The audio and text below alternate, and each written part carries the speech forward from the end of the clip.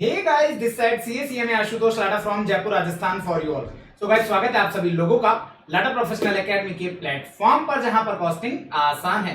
दोस्तों, ये वीडियो रहने वाला है सीएमए इंटर के स्टूडेंट्स के लिए। अगर आप लोग अपीयर कर रहे हैं जून 2026 एग्जाम में, चाहे ग्रुप 1 के लिए और चाहे बोथ ग्रुप्स के लिए, लेकिन अगर आप बोथ ग्रुप्स के लिए अप्लाई कर रहे हैं तो ये वीडियो आप देखेंगे आपके पेपर नंबर 11 एफएमबीडीए के पेपर हो जाने के बाद। और अगर आप लोग केवल ग्रुप 1 दे रहे हैं तो ऐसे केस में आप लोगों ने अभी आज दिया होगा आपका direct tax and indirect tax, that means taxation के पेपर से आप लोग फ्री हुए होंगे। अब आप लोगों का डे आफ्टर टुमारो आपका एक पेपर होने वाला है, पेपर नंबर 8 कॉस्ट अकाउंटिंग का। तो अब पॉइंट आता है कि सर हमें इस अगले एक दिन, या मैं यूं कहूं 1 से 1.5 दिन का जो समय हमें मिलने वाला है, इसमें हमें किस तरीके से स्ट्रेटेजाइज करना चाहिए हमारी प्रिपरेशन को, कौन से टॉपिक्स ऐसे होंगे जिन्हें हमें इंपॉर्टेंटली देखना है और कौन से ऐसे टॉपिक्स हैं जिनको हम लोग स्किप कर सकते हैं, हमारी क्या स्ट्रेटेजी होनी चाहिए, हमें किस तरीके से फोकस करना चाहिए हमारे इस पूरे लगभग अगले जो भी हमारे पास 24 से 36 आवर्स हैं, इनको किस तरीके से हम लोगों को स्ट्रेटेजाइज करना चाहिए। तो आइए दोस्तों, बिफोर मूविंग अहेड हम लोग देख लेते हैं कि आखिरकार इंस्टीट्यूट का पेपर पैटर्न किस तरीके से आने वाला है। तो यहां पर मैंने आप लोगों के लिए प्रैक्टिकल वर्सेस थ्योरी का पूरा डिस्क्रिप्शन दिया हुआ है। एमसीक्यू का आपका 30 मार्क्स के एमसीक्यूज आते हैं, जिसमें से मोस्टली 7 क्वेश्चंस होते हैं प्रैक्टिकल और 8 क्वेश्चंस होते हैं आपके थ्योरी वाले एमसीक्यूज। ठीक है, डेस्क्रिप्टिव में टोटल 98 मार्क्स का पेपर होता है। 14 मार्क्स के आप लोगों के लिए क्वेश्चंस आते हैं। 14 मार्क्स के आपको टोटल 5 क्वेश्चंस आपको करने होते हैं, जिसके लिए आपको टोटल 7 क्वेश्चन दिए होते हैं। दैट मींस 7 की जगह आपको 5 करने हैं, 2 आपका ऑप्शन रहेगा। इन 98 मार्क्स का जो टोटल आपका डेस्क्रिप्टिव पार्ट है, उसमें से 77 मार्क्स का आपके लिए क्या रहेगा, 77 मार्क्स का आपका प्रैक्टिकल रहेगा, 21 मार्क्स का आपको थियरी देखने को मिलेगा। इस तरीके से आपके 128 मार्क्स के पेपर में से 91 मार्क्स का प्रैक्टिकल, 37 मार्क्स का थियरी, मोस्टली यही रहता है। 2-5 नंबर का प्लस माइनस हो सकता है। अब दोस्तों, हम लोग यहां पर अपनी स्ट्रेटेजी कैसे करेंगे, उसके लिए मैं आपको लेकर के चलूंगा एक एक क्वेश्चन के ऊपर। आप लोग देखेंगे सबसे पहला क्वेश्चन आता है आपका एमसीक्यू का, जहां पर आपको टोटल 15 क्वेश्चन देखने को मिलते हैं, 7 प्रैक्टिकल 8 थ्योरी के। यहां पर मैं आपको बता दूं, मोस्टली जो प्रैक्टिकल वाला पोर्शन है ना, ये प्रैक्टिकल वाले एमसीक्यूज, तो आप जब सारे के सारे चैप्टर्स के न्यूमेरिकल सॉल्व करते हो तो वहीं से ये 7 क्वेश्चंस प्रैक्टिकल के आपके वहीं से सॉर्टेड हो जाते हैं। बात कर लेते हैं अपने थ्योरी के एमसीक्यूज का। तो ये आप लोगों को थ्योरी के एमसीक्यूज का थोड़ा प्रैक्टिस करना होता है। इनमें से भी 2 से 3 क्वेश्चन ऐसे होते हैं जो कि आपकी कहीं ना कहीं प्रैक्टिकल से रिलेटेड होते हैं। 4 से 5 क्वेश्चन ऐसे होते हैं जो कि फुल फ्लेज्ड थ्योरी के होते हैं, जिनमें से आपके कॉस्ट अकाउंटिंग स्टैंडर्ड का 1 या 2 क्वेश्चन आपको वहां से भी देखने को मिलता है। तो ये एमसीक्यू हमें कब करना चाहिए, जब आपके बाकी के सारे चैप्टर्स कंप्लीट हो जाएं उसके बाद, क्योंकि आप लोगों ने जितना आज तक प्रिपरेशन किया होगा एमसीक्यू का, दैट्स आर इनफ। इसको हम लोग एंड टाइम के लिए रखेंगे, अगर हमारे को सारे चैप्टर्स के प्रैक्टिकल्स हो जाने के बाद समय बचता है तो। बात कर लेते हैं अब सेक्शन बी के अंदर। तो यहां पर मैं आपको एक एक क्वेश्चन के हिसाब से चलूंगा। Question number 2A always cost sheet से आता है, तो आपको इस चैप्टर को तो डेफिनेट सी बात है कि आपको इसको शॉर्ट रखना ही रखना है।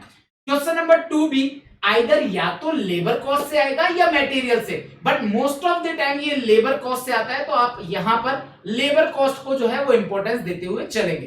बात करें क्वेश्चन नंबर 3A का, तो ये हमेशा ओवरहेड से आता है, इस बार भी ओवरहेड से ही आएगा, तो आप लोग इसको तो स्किप कर ही नहीं सकते हैं। बात करें क्वेश्चन नंबर 3B का, तो ये either book keeping, that means integrated non integrated वाले जो चैप्टर है उससे, या फिर रिकंसिलिएशन जो आपका आता है कि कॉस्ट अकाउंटिंग का और आपका इसका जो प्रॉफिट है, जो रिकंसिलिएशन है, उस रिकंसिलिएशन का फाइनेंशियल प्रॉफिट और कॉस्ट अकाउंटिंग प्रॉफिट को रिकंसाइल करने का, तो वहां से ये पूछा जा सकता है। तो आप लोग इनमें से मुझे लगता है रिकंसिलिएशन वाला पोर्शन इस बार आ सकता है, तो आप लोग, बड़ा आसान है, बहुत छोटी सी कुछ कॉन्सेप्ट्स हैं, अगर वो आपने बहुत अच्छे से नोट्स को देखा है, बिल्कुल अच्छे से समझा है, तो आप लोग क्वेश्चन नंबर 3B को आसानी से कर सकते हैं। देन बात करते हैं क्वेश्चन नंबर 4A का। तो मोस्टली ये आपका ऑपरेटिंग कॉस्टिंग से पूछा जाता है, कभी कभी ये आपका बैच कॉस्टिंग से आ सकता है। आप लोगों को ऑपरेटिंग कॉस्टिंग को प्रायोरिटाइज करते हुए चलना है। 4B ऑलवेज कॉन्ट्रैक्ट कॉस्टिंग से ये चैप्टर से क्वेश्चन पूछा जाता है, तो आपको इस चैप्टर को वेटेज देते हुए चलना है। देन 5A प्रोसेस कॉस्टिंग से या जॉइंट बाय से, इन दोनों में से एक चैप्टर से ये क्वेश्चन नंबर 5A पूछा जाएगा। क्वेश्चन नंबर 5B आपका ऑलवेज स्टैंडर्ड कॉस्टिंग से रहता है। इसके ऊपर, स्टैंडर्ड कॉस्टिंग के ऊपर मैंने कुछ वीडियोस डाले हुए हैं, अगर आप चाहो तो देख सकते हो। क्वेश्चन नंबर 6 जो है वो आपका मार्जिनल कॉस्टिंग के बेस पर डिसीजन मेकिंग जो होता है वो क्वेश्चन आपका क्वेश्चन नंबर 6 पूरा फुल फ्लैश 14 मार्क्स का एक क्वेश्चन आपको देखने को मिलता है। 7A आपके बजटरी कंट्रोल से आता है, दैट मींस बजट्स आपके 7A वाले क्वेश्चन से पूछे जाते हैं। 7B में आपको एक थ्योरी का क्वेश्चन देखने को मिलता है कॉस्ट अकाउंटिंग स्टैंडर्ड का, उसके ऊपर भी मैंने एक वीडियो अपलोड किया हुआ है। Cost accounting standard by CA में आशुतोष लाटा डालोगे तो कुछ टेक्निक्स कुछ ट्रिक्स मैंने आपको वहां पर शेयर किया हुआ है, तो that can be helpful for you, जहां पर हर एक कॉस्ट अकाउंटिंग स्टैंडर्ड का क्या कुछ छोटे छोटे पॉइंट्स है जो कि हर जगह पर कॉमनली आप यूज कर सकते हो, वो मैंने वहां पर शेयर किया है। क्वेश्चन नंबर 8 जो कि फुल फ्लैश थ्योरी का आता है, यहां पर 8A इंट्रोडक्शन से आपका ऑलवेज पूछा जाता है, 8B आपका मटेरियल से होता है और 8C आपकी कॉस्ट अकाउंटिंग स्टैंडर्ड से थ्योरी क्वेश्चन पूछा जाता है।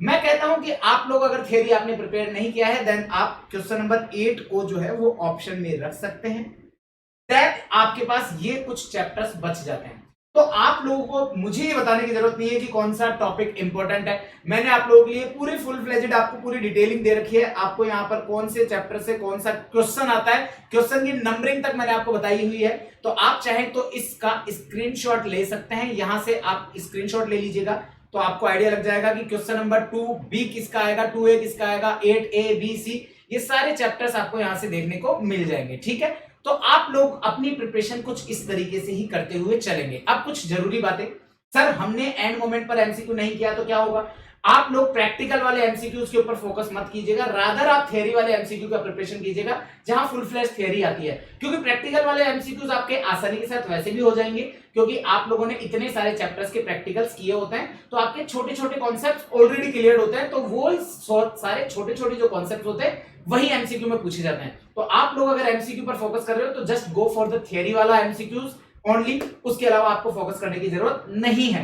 देन आप लोगों को यहाँ पे कुछ शॉर्ट चैप्टर्स आपको देखने को मिल रहे हैं, जैसे कि कॉस्ट शीट, जैसे कि ओवरहेड्स, जैसे कि operating costing, contract costing, standard costing, budgetary, ये कुछ ऐसे टॉपिक्स हैं। दैट मींस आप लोग अगर चेकआउट करेंगे तो 1 2 3 4 5 और ये 6 आप अगर देखेंगे तो ये 6 चैप्टर, दैट मींस 42 मार्क्स का कवरेज हो गया है। Only 6 chapters and 42 marks done. ये यहां से 100% आना ही आना है। तो आप पहले इन 6 चैप्टर्स को बहुत अच्छे से प्रिपेयर करेंगे, जहां पे मैंने और लगाया हुआ है वहां पर आपको एक ही क्वेश्चन के लिए 2 चैप्टर करना पड़ेगा।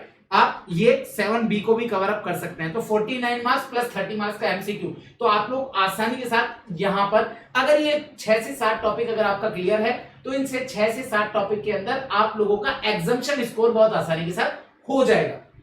सर कई बार ऐसा हो जाता है कि एग्जाम सेंटर पर ना पेपर बड़ा टफ होता है, तो भाई साहब वो पेपर टफ होता है तो वो पूरी इंडिया के लिए टफ होगा, आपके अकेले के लिए नहीं होगा। तो ऐसे केस में घबराने का नहीं, घर से कोई भी टारगेट सेट नहीं करने का, क्योंकि होता क्या है कि जब पर्टिकुलर ग्रुप का आखिरी चैप्टर आप पेपर लिखने जा रहे होते हो तो ऐसा होता है कि यार मेरे पिछले 3 पेपर में मेरा 140 बन रहा है, 145 बन रहा है, इसका मतलब मुझे मेरा 200 बनाने के लिए 55 60 मार्क्स या 65 मार्क्स लाने पड़ेंगे मुझे कॉस्ट अकाउंटिंग में। तो ऐसा बर्डन अपने ऊपर मत लेके जाइएगा, क्योंकि होगा क्या, जहां ओरिजिनली आप लोग 55-60 स्कोर कर सकते थे, इस बर्डन के कारण आप 45 से 50 पर ही आ जाओगे। तो ये वाला बर्डन अपने माइंड में बिल्कुल भी नहीं लेकर के जाना है, बिल्कुल पॉजिटिव माइंडसेट के साथ जाना है। इतने महीनों आपने मेहनत किया है, डेफिनेट सी बात है कि ये सारी मेहनत आपकी खराब नहीं जाएगी। तो डोंट वरी, ऐसा नहीं है कि आपको आज ही की मेहनत का रिजल्ट आपको इस एग्जाम में देखने को मिलेगा, नहीं, ऐसा नहीं है।